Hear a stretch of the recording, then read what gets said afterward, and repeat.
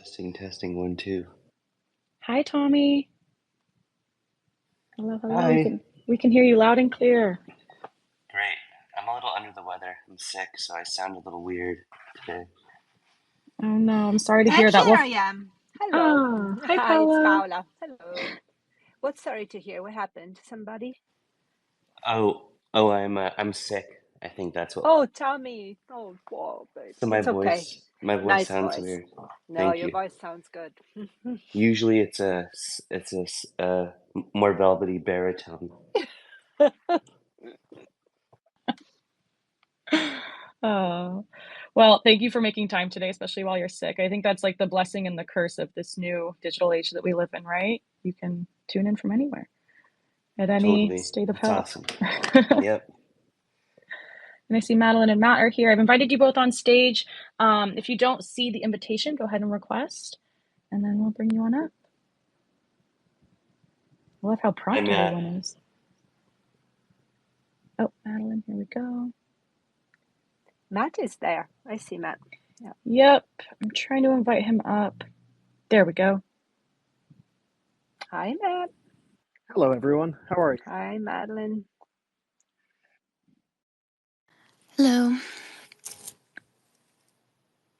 Hello, hello. It's so good to be with everyone. I think we're just waiting on Deaf Beef, and then we can get started. Are we all in New York right now? I realize that this might be a fact. Yeah, I'm in New York. So is Madeline. I'm in Queens, yes. Sadly not. Holly is in New York for the Whitney opening, but I'm at home looking after our child. Well, that's a good thing. It's not sad. It's all right. Well, how did it go, It's, the opening? Did it go well last night? I think so. I'm not entirely sure, but I think so. I can't wait. Mm-mm. Yeah, no, it's fun. The site we built is rolling out today, so we'll see how many people try to break it. Huge congratulations on that, by the way. I mean, I've seen pictures and it looks awesome. So really, congratulations. Thank you very much. Thank you. All right, and we have Deaf Beef on stage now. Hi, Deaf Beef. Hello. How's everybody doing? Good. Peachy. Doing well. Okay, well, maybe since everyone's here, shall we get started? If anyone trickles in late, they can always listen to the recording later. But I think we have a lot to cover today. So how about it? All right, I see by the hearts. We get going. Thank you, emojis. Okay. Hello and welcome to the conversation about sound machines, an exhibition on Feralfile curated by MoMA. My name is Elizabeth Sweet, and I'm the community lead at Feralfile, and I'm absolutely thrilled to be here with you all today. Sound Machines is an exhibition about, well, sound, the way it's experienced, engaged with, and transformed across time, technologies, and different mediums. The exhibition features the work of Deaf Beef, Holly Herndon and Matt Dryhurst, Danielle Brathwaite-Shirley, American Artist and Tommy Martinez, and Yoko Ono. We are very lucky to be joined today by Deaf Beef, Matt Dryhurst, and Tommy Martinez. Tommy Martinez is an artist and programmer working primarily through research, sound, and code. He creates software and musical systems for the internet, for embedded devices, and for live multi-channel performance.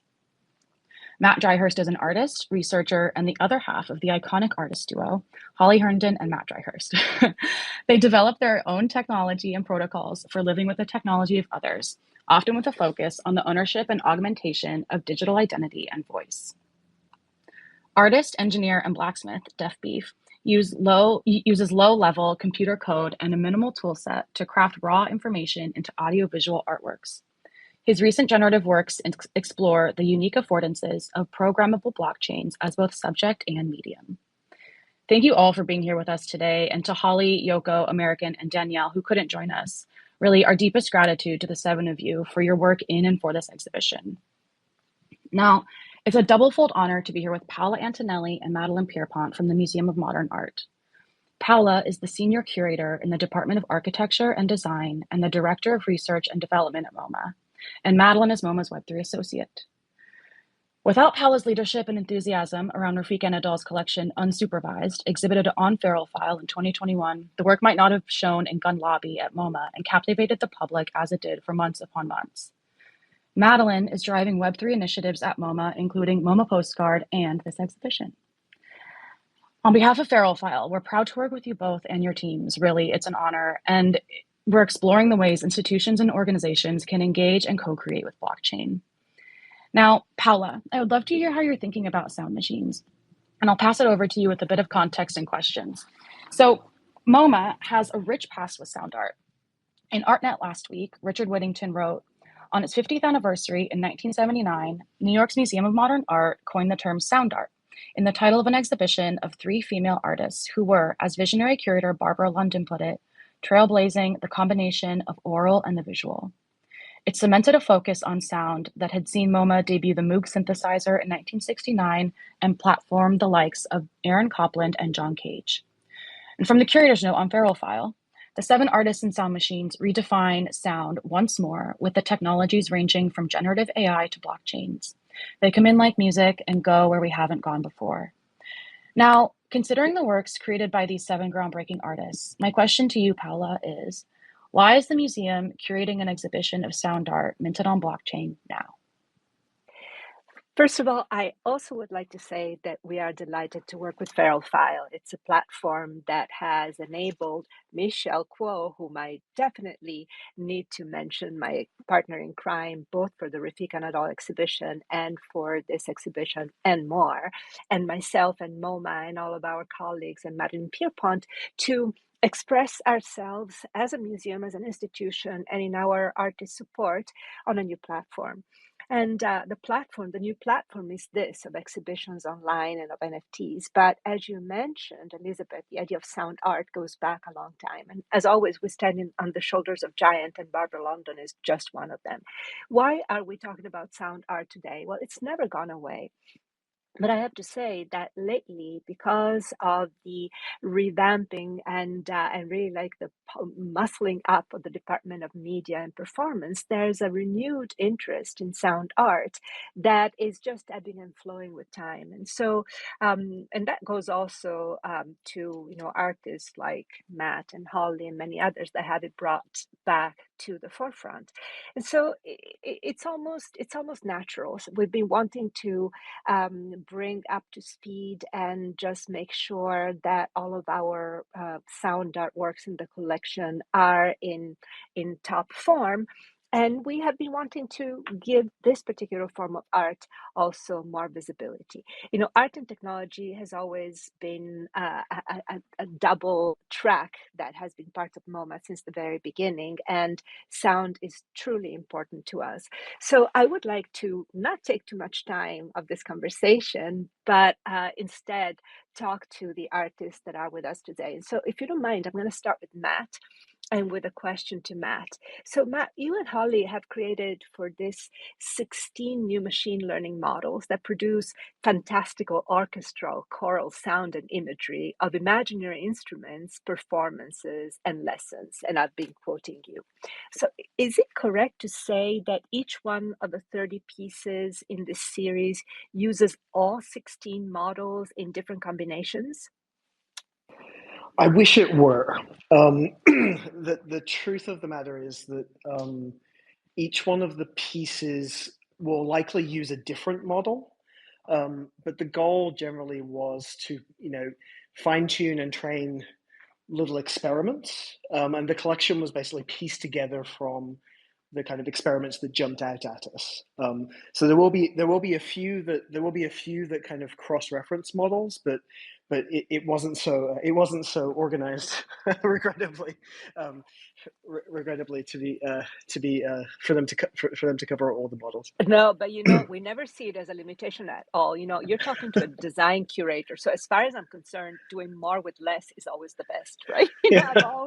I'm always seeking that, so it's great. I just thought it was important to explain it because sometimes, because there are different series of works in the exhibition, it's important to explain it to people, and also almost all of the works in the exhibition also have a visual portion to them. So can you please tell us about the aesthetics of the imagery that accompanies each sound piece in the series? They're just beautiful, beautiful artworks.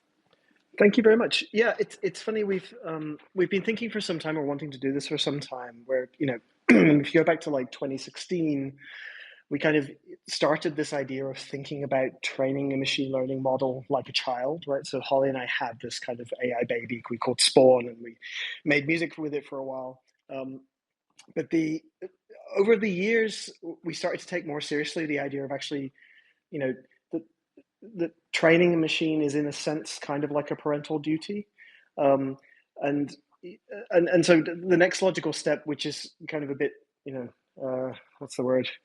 It's a bit relevant to us at the moment because we have a new child, is actually thinking about using some of these, newer diffusion models, and thinking about kind of interactions with them, right? Like actually building them into instruments that children could play. And in doing so, we came across Carl Orff, who most people know from Carmina Burana, right? The duh, duh, duh, duh, like everyone knows that song.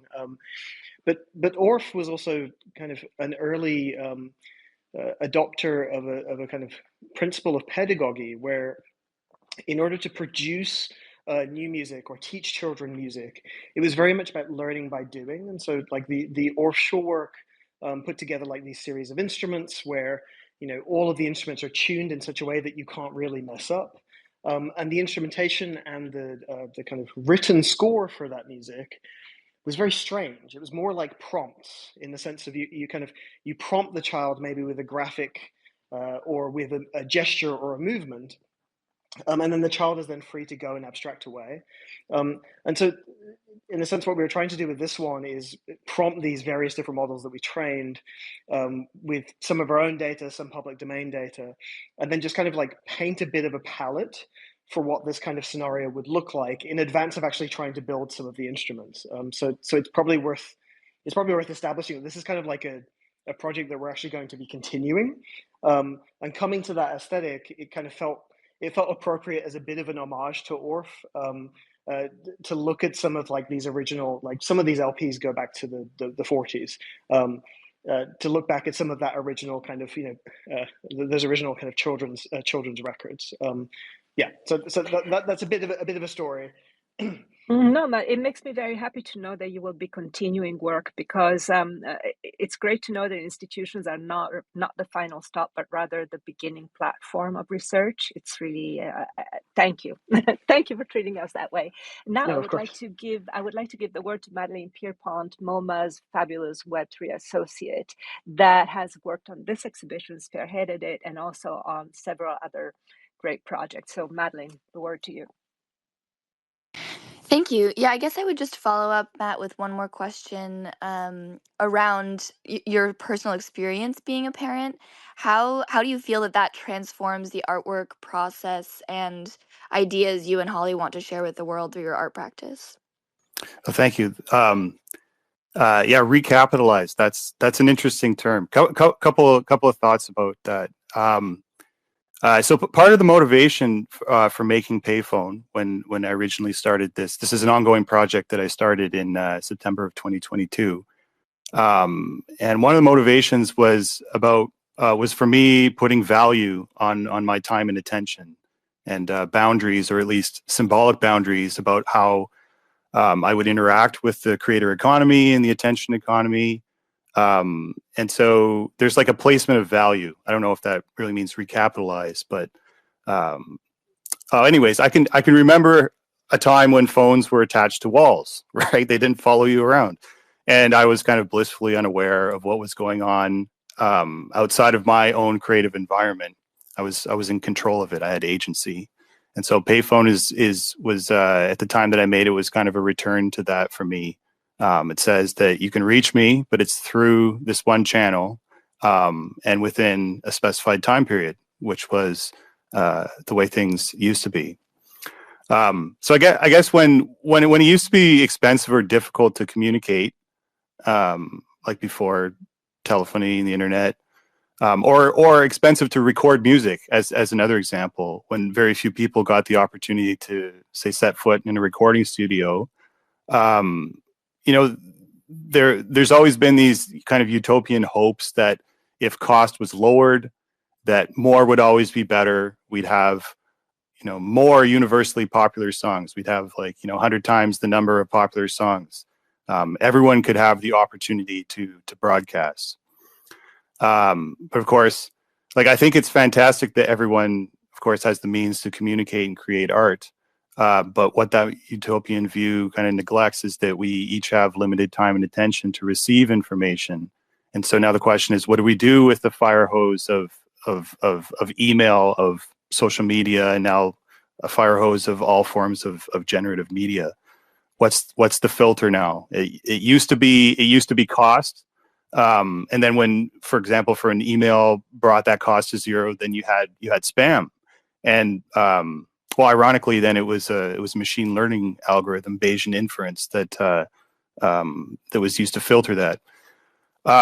Anyways, it's coming back about, I don't know if recapitalize is the right word, but it's about people being forced to reckon with that finite ability to take in information, and needing to ask themselves, what's worth paying attention to? Where do you place that value? Where's the meaning in artwork, especially when generative media is so abundant? And my belief, which I think is a common one, is that art's meaning is largely through social context and interaction. And I think that, with the things that are going on, that will just become sort of more apparent. As one example, like I personally can't know about every visual artwork in existence. Like, I just can't do it. But I do know that my children's drawings are probably the most meaningful visual art to me, for a lot of really, important reasons. Even though it might not be, important to a wider audience. And that's okay. Art can serve that function. It doesn't always need to be a broadcast. It can be, between two people or a smaller number of people. And Payphone demonstrates that even though I may crudely interpret people's prompts, in a de-skilled way or whatever, it's meaningful, at least because I know that the prompt originated from someone else who is engaged with participating, and they know that it was made by me. So it's meaningful to at least two people, and hopefully, or more likely, to the community of participants. I guess blockchain is being used as the mechanism to enable that social participation. Thank you. Yeah, I'll pass it on back to Paula in just a moment, but I think to really hone in on the last bit of what you said, something that's really, and I'd love to get a little bit more into further on in the conversation, something that's really beautiful about the payphone call and response performance is that interaction, that intimate connection between you, the artist, and those who are calling in, and then in turn the collector. I'll pass it on to Paula. Yeah, it's once I again. was thinking the same. I was thinking about intimacy, and I love how you were all bringing your children in that, and two can be a crowd, especially when it comes to experiencing sound. But now I'm going to go to my first question to Tommy. Tommy, you're there? Yep. Yes, Yay. I am. Okay, I'm here. perfect. So, so you and American artist have collaborated on this piece called Integrity Protocol / Lower Limb Lecture, which has been performed live and now can be performed in perpetuity and with a unique sound each time. So, can you start by telling us about the title of the piece? Integrity Protocol / Lower Limb Lecture. Sure, I can make an attempt or a stab at it. I think when American and I started working on this piece, I originally approached them because we had worked together on another project. I had really kind of just um, come to really know and love their work. And so American was just someone I wanted to bring in, to kind of add their own kind of add something that they wanted to kind of like work on in a kind of musical context. I really trusted them, to bring the writing, the essay, the kind of the voice to this piece. So the piece takes place, or kind of in two parts. There's these two essays or two bodies of text that American recites, and each title, there's, I guess, this title's multi-part. There are two parts to it. Um, belongs to one of the essays and one of the parts. And so, what I think is kind of cool and perhaps unique about this collaboration is that I really did not have a lot to kind of like, I didn't contribute to the words or to the essay so much. We both trusted each other to handle kind of like our individual parts. So I really worked with like the music and like more of like the sonic textures, and American kind of um, really kind of like owned this domain of text and writing. And there would be some kind of like feedback during rehearsal processes, where I would, kind of like respond positively or maybe negatively to like some pieces of writing, and that would maybe help shape the kind of overall words. But it was really about trusting each other to kind of like handle those aspects. Um, yeah. Yeah, and it shines through. So thank you very much for this answer. And now I'm giving the word back to Elizabeth. Thank you all. I would love to go back to Matt for a moment. So Matt, your your work with Holly, Play from Memory, uses the Schulwerk method, which we've gone into a bit of detail with today. And on a personal level, I used to teach children English, and we use this method. And so it really resonates with me on a lot of levels, and it works, I can say. Um, and in working with children directly, you can see how their minds just start to absorb everything around them. And when they are in a state of play, in a state of games, they really do pick up so much more of the world around them. And so my question to you is, how does being a parent transform your and Holly's artwork, your process, and the ideas that you want to share and bring into the world through your practice? Wow, that's a great question. Honestly, we're still coming to terms with it, but it absolutely is. It's obviously convenient that we were using the child metaphor well in advance before we actually had a human child. That was not like planned. Yeah, no, it is.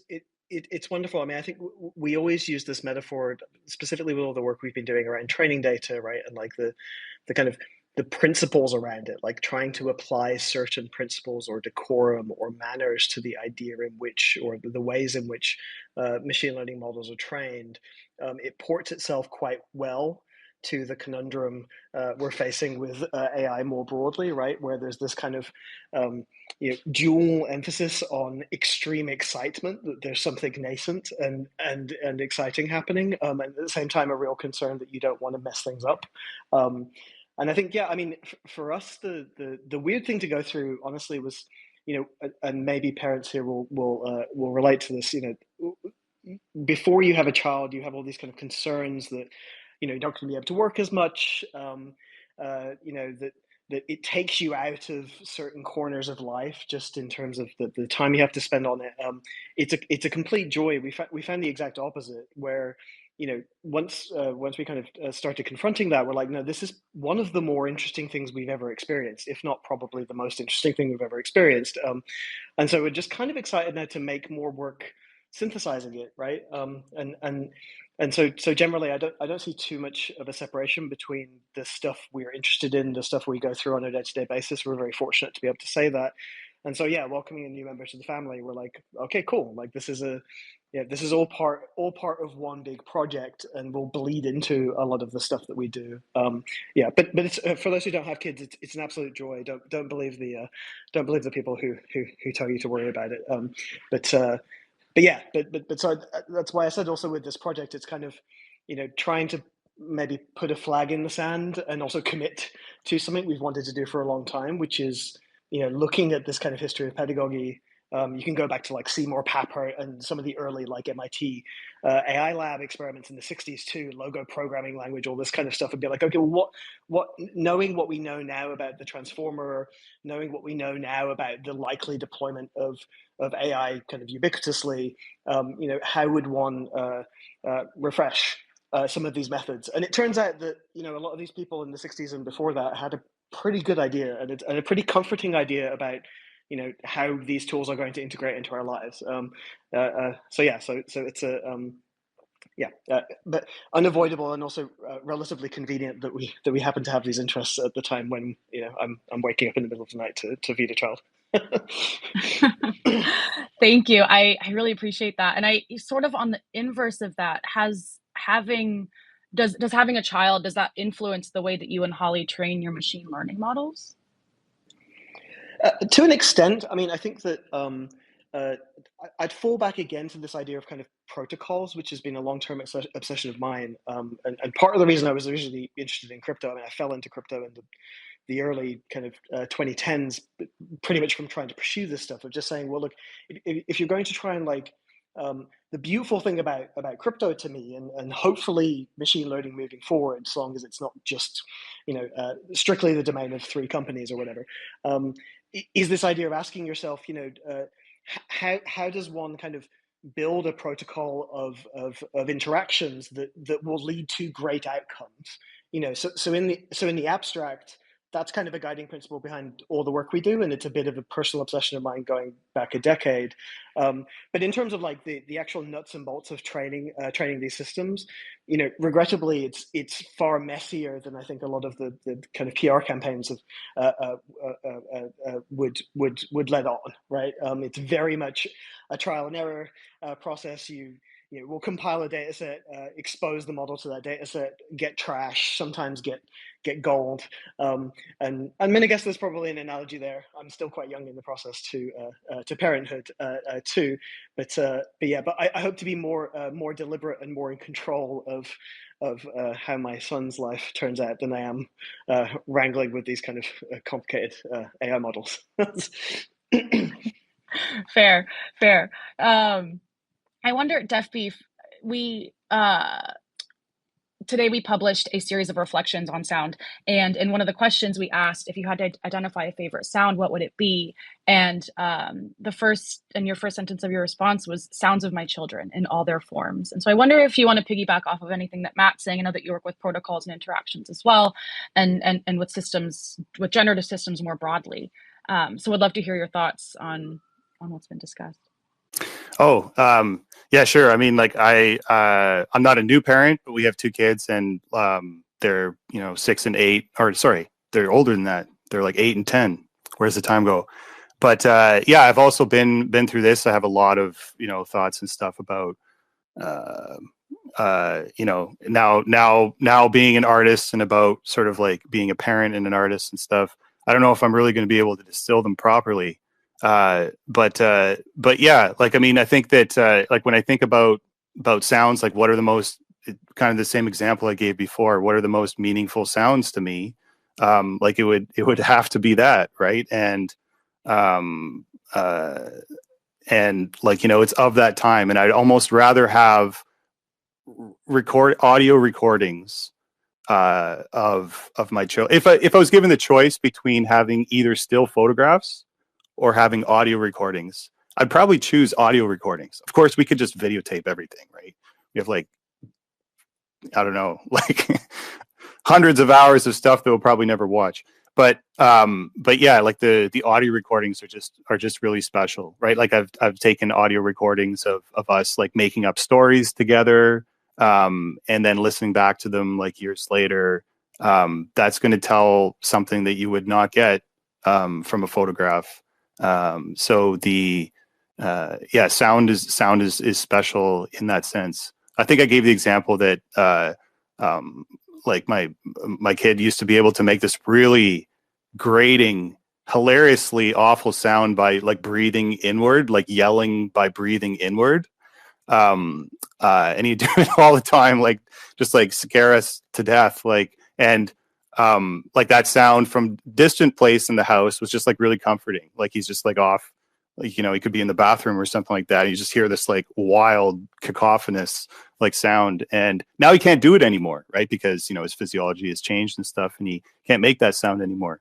I don't know where I'm going with this, but just some thoughts responding to that. Yeah, no, I appreciate it. And his response to this question can be found on in the reflections that I just pinned to the top of the chat. So do feel free to read those. But thank you for going into that. I think that sound is something that is so personal. It's it's immediately personal and also public, right?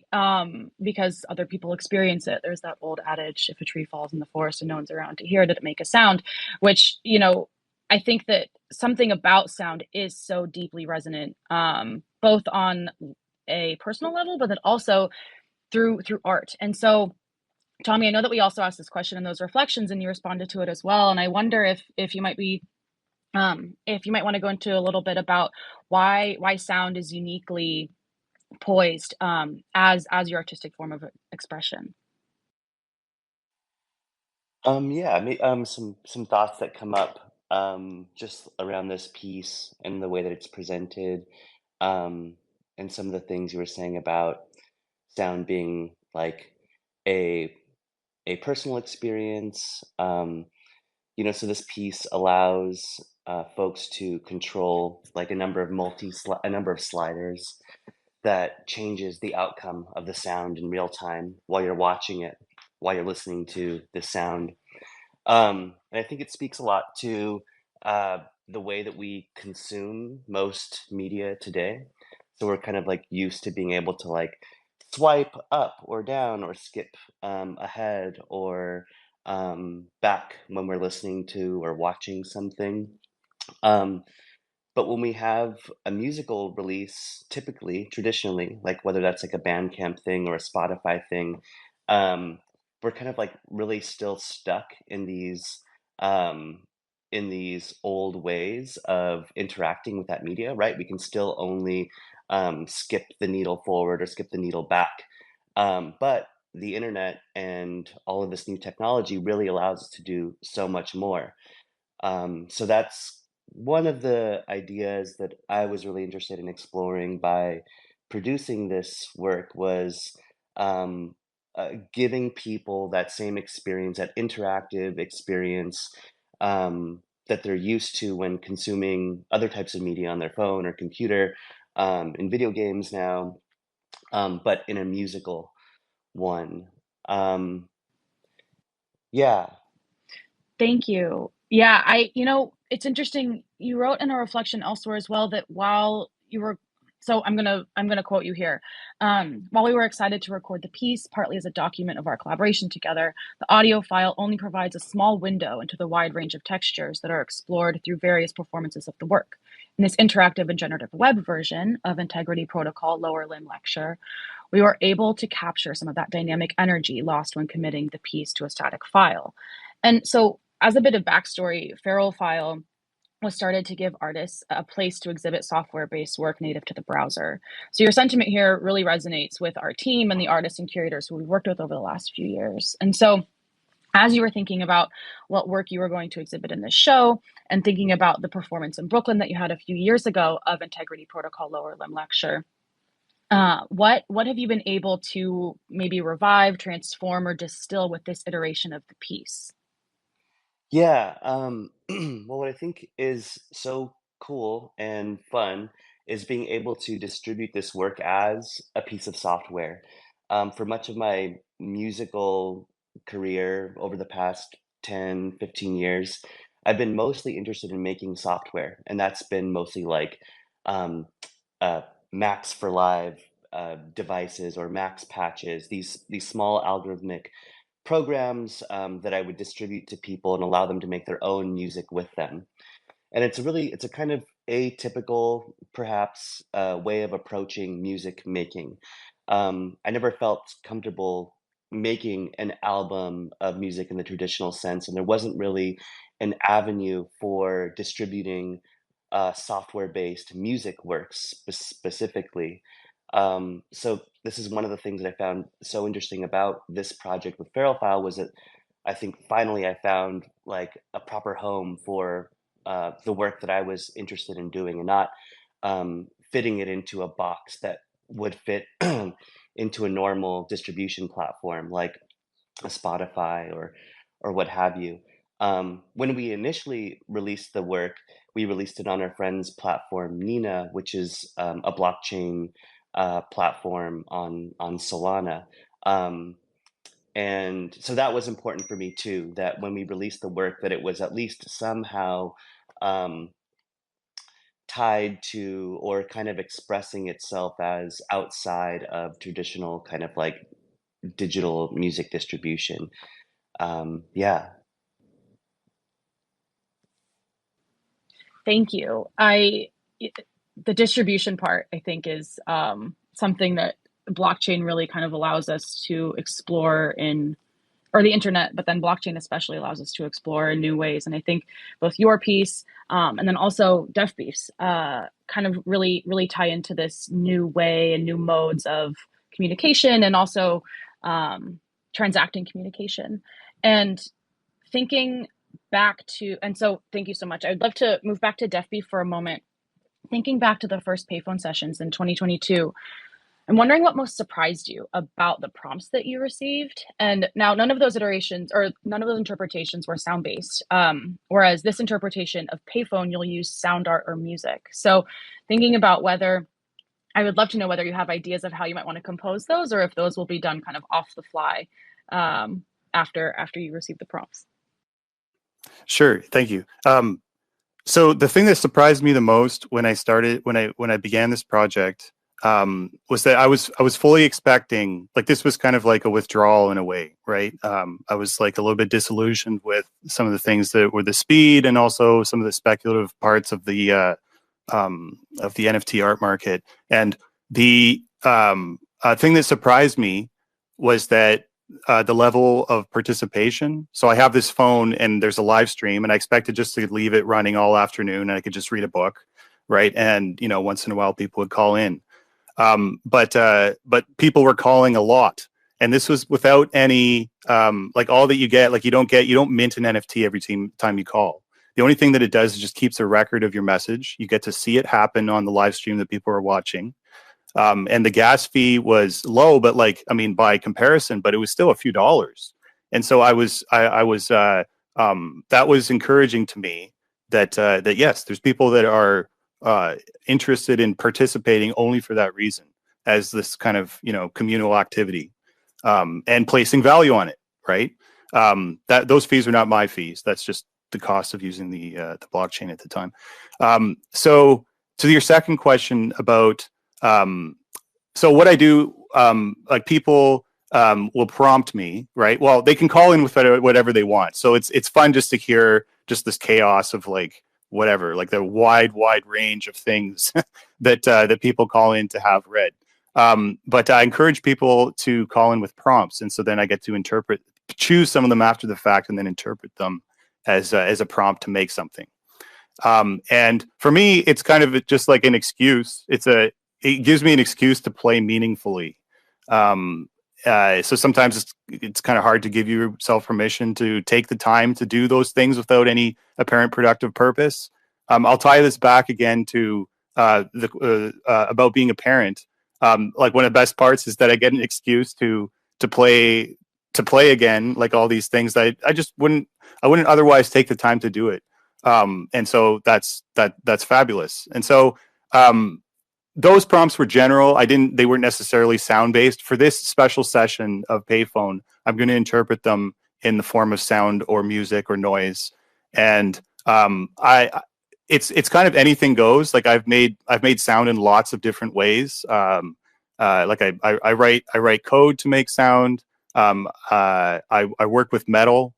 So, you know, metal makes lots of interesting sounds. You can build a lot of different types of, like, cavities and geometries and things that will give you interesting sounds. I'm kind of like a dilettante player of instruments. I play a couple of instruments, like, pretty well, but I play, like, a lot of instruments not really well. And for a number of years, about a decade ago, I was just interested in, you know, collecting cheap instruments. Like, I found like an old bassoon and decided to play bassoon as an example. And I was never any good at it, but it like, just that exploration has always been really fun for me.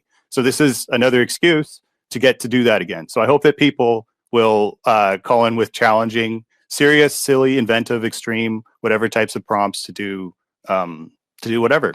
And they'll be happy and I'll be happy. I love that. I love that you found an old bassoon and just started messing around with it. That's fantastic. And I agree. I think people will be very happy with the responses. I have loved watching Computer Fire. I've seen it watched it quite a few times, and I am excited to see what you do with sound for these responses. Thank you all so much. Madeline, I'd love to pass it back to you to talk about the other pieces by Yoko Ono and Danielle Brathwaite-Shirley, both of whom couldn't be here today, but are a part of this show.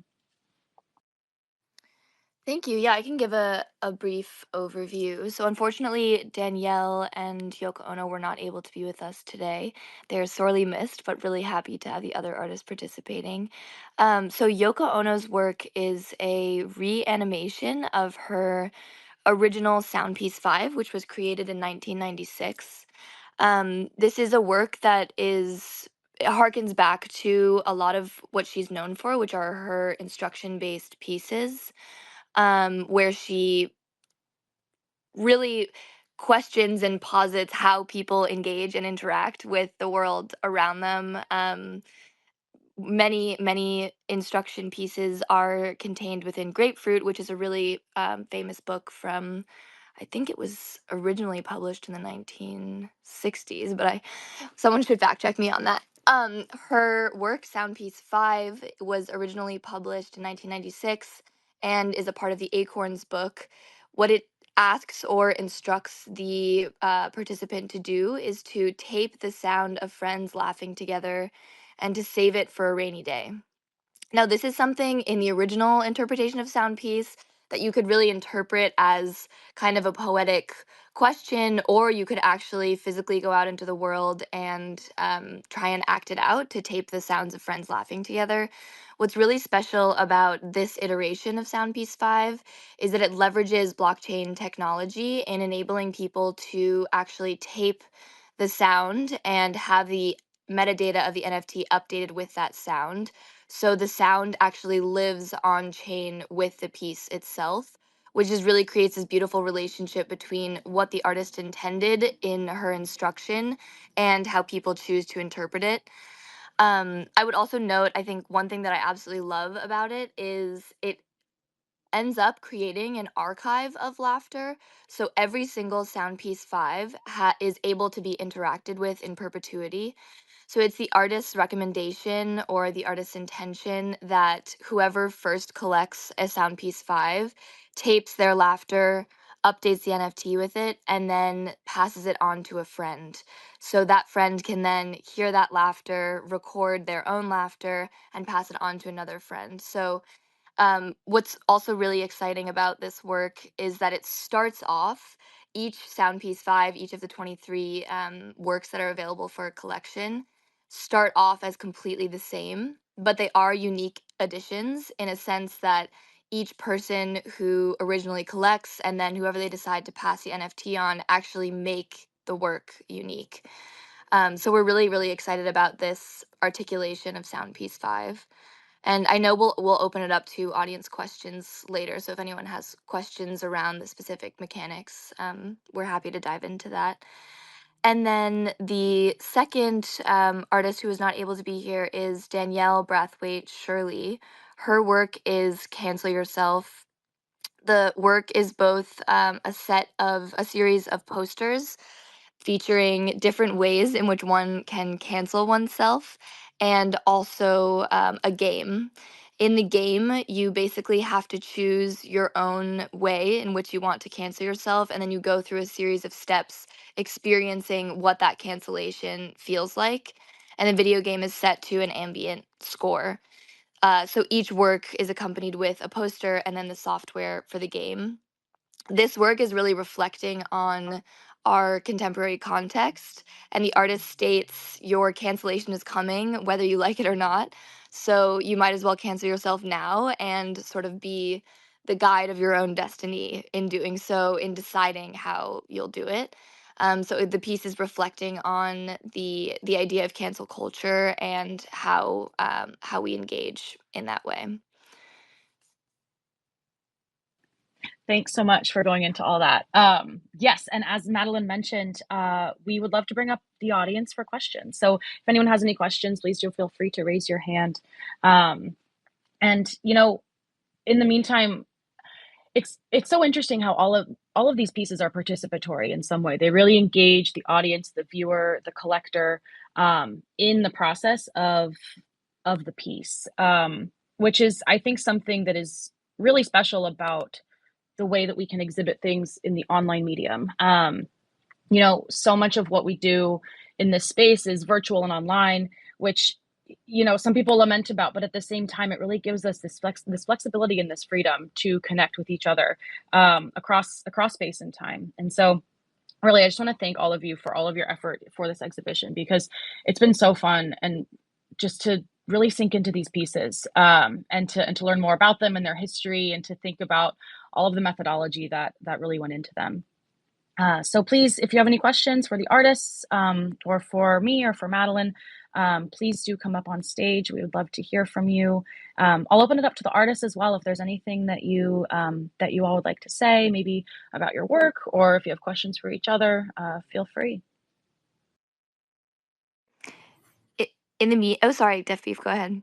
Well, I had a question for Tommy. I was just curious about the like, I guess, like, have you done like live performances of this piece? And I was just curious about like the instrumentation and anything you want to share like about that, because it's fascinating to hear like through the browser. I'm just imagining like like being in a space, like hearing this like when you perform this. Yeah, thanks for the question. So like I use a combination of modular, synthesizers and, Max and Ableton Live. But I think maybe like the algorithm that maybe like what's most what makes most sense in the context of this conversation is like this algorithm that I made we recorded with is this granular synthesis algorithm. So it's like sampling little pieces and panning them left and right and pitching them up and down. And then so that gets recorded. And then in the web piece, I kind of ported that algorithm that I made in Max over to the web so that people can like filter the audio through that same algorithm again. Yeah. But it's just a bunch of, car plus strong and stuff like that. Oh, so the guitar sounds are synthesized, like the plucking sounds. Correct. Yes. They are.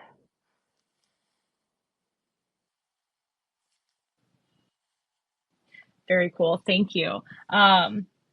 We have Malte FR up on stage. Apologies for botching your name, but thank you so much for coming on stage. Did you have a question for the artist? All good. Thank you. My name is Malte. Thank you for the conversation and the exhibition. It's been really fun to follow it.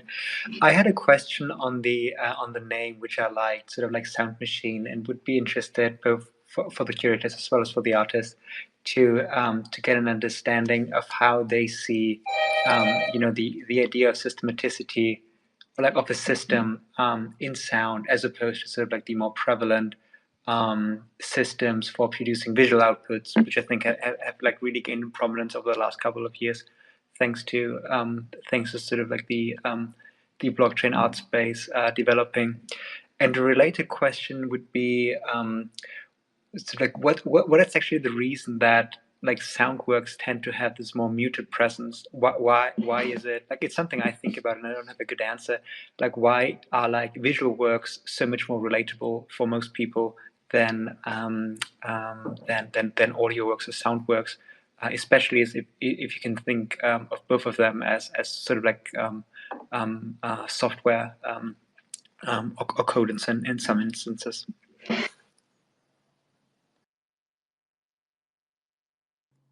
I can start. I think I would defer to the artists on the first question because I'd love to hear their thoughts on that. On the second, it's funny that you ask that, because I was actually just chatting with a group of sound art students at the museum, and we were talking about exactly that question. Also, because oftentimes sound is accompanied by something. It's usually audio visual when it's displayed on site somewhere, and we were talking about why is that? Why can't, we just experience sound without other sensory elements? I think from a personal perspective, something I think perhaps sound is something that really makes you sit inside yourself, and it really makes you take a moment to take a step back and reflect and take pause, because you really do have to focus on just that sonic element, close your eyes and really I think kind of look inward. And I think in some ways that's why sound can be an uncomfortable thing, sound art can be an uncomfortable thing for people to experience, to really lean into without the other elements like visual. But I'd be really curious to hear the artist's thoughts on that. Yeah, I think sound struggles. I mean, it's ephemeral, right? And in social media is predominantly visual, and so it's hard to break through with only sound. You can't only post sound on Twitter or Instagram. It has to be accompanied by something visual. So I think that that sort of speaks to it. Yeah, I'd agree with that. I mean, I think it's also in the context of machine learning and kind of the questions around generative works at the moment. In some ways, I also think I can understand why sound would become more interesting, and specifically sound art, because very often you kind of have to be there, right? And so that pushes back against this kind of what Death Beef was just saying, where the internet, everything is optimized to be spread as quickly as possible, right? And when you're just scrolling on your phone, I mean, can you imagine scrolling a feed of sounds, right? It's kind of a cool idea, but it wouldn't fly. And the salvation in this kind of generative AI moment, in the sense of saying, well, when anyone can produce a really nice looking image very quickly, which we're heading to, or a video which we're heading to, or a song which we're heading to, sound art and this kind of very situated, often in-person experience, all of a sudden becomes way more scarce, and way more interesting. And so, yeah, I mean, as was pointed out at the beginning of this talk, MoMA, and there's been a number of institutions that have actually been scanning sound art for quite some time. But I think that these kind of experiences where you really have to be there to get the full context and are only going to become more important, and that's good.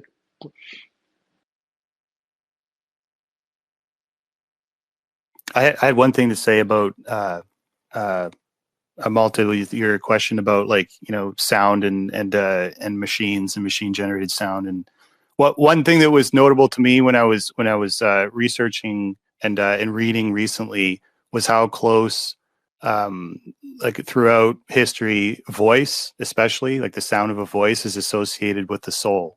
Like Aristotle has a whole treatise about this, and when they invented the phonograph, when Edison invented the phonograph, like the top 10 reasons or whatever for doing it had to do with voice. Music was just like that was just like way down the list, and it wasn't really that surprising to people to hear music reproduced, but it was extremely surprising to hear a voice reproduced, right? Very, very extremely surprising, because of the associations we have with a voice being, animated by the living force and stuff. So I find that connection really, really fascinating.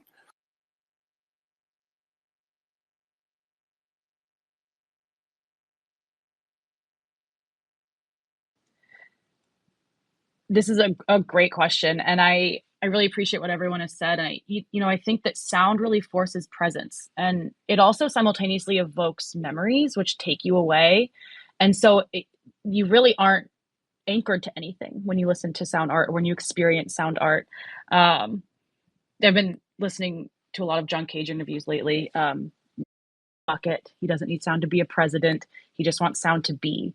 And I think that there's a challenge in that, like what Madeline was saying earlier. Like sound forces you inward, and you have to quiet out everything else, and that can be a challenge. It can also be incredibly beautiful when you let it take hold. Yeah, John Cage says there's no such thing as silence. Good old John. Well, thank you all so much for being here. Thank you for your question, Malti. It was really A beautiful question, and thank you for everyone's responses. We do have about 4 minutes left, so before we sign off, I just want to say a bit about collecting because we do start tomorrow. So we have the Sound Machines exhibition can be collected as a set of 5 artworks in a highest bid auction beginning tomorrow, March 14th at 1400 UTC, which closes Friday, March 15th at 1500 UTC. And I've translated the time because these are the 3 most temporally confusing weeks of the year when the US has done daylight savings, Europe hasn't, and Asia won't. So collecting opens at 7 a.m. Pacific, 10 a.m. Eastern, 2 p.m. GMT, 3 p.m. CET, and 10 p.m. in Hong Kong. And that's tomorrow, and then it closes on the 15th at 8 a.m. Pacific, 11 a.m. Eastern, 3 p.m. GMT, 4 p.m. Central European, and 11 p.m. Hong Kong. And so again, there are 23 sets of 5 unique works available to collect with a reserve price of 3 ETH. And the proceeds of the sale go to the artists, to Ferrophile for producing the exhibition, and to benefit sound art and collection care at the Museum of Modern Art. And now we're doing something a little different, a little special with this exhibition. After the close of the set sale, we'll open the sale for editions.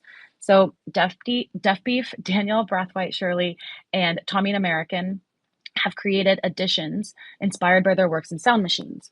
So editions of 100 will be sold individually at 0.1 ETH. So that sale begins 2 hours after the close of Friday of the auction.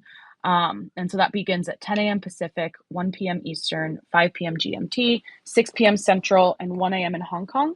And then it closes on March 18th at 10 p.m. UTC, which is 3 p.m. Pacific, 6 p.m. Eastern, 10 p.m. GMT, 11 p.m. Central, and 5 a.m. in Hong Kong. And then, as Madeline mentioned, we also invite you to contribute your recording to Yoko Ono's community piece, Sound Piece 5. It's a public archive of laughter. And this form of Sound Piece 5 will be open for all to participate in perpetuity. It's really an exciting piece, and we're so excited to see what people record. So with that, I just want to thank all of you so much for your time and insight today.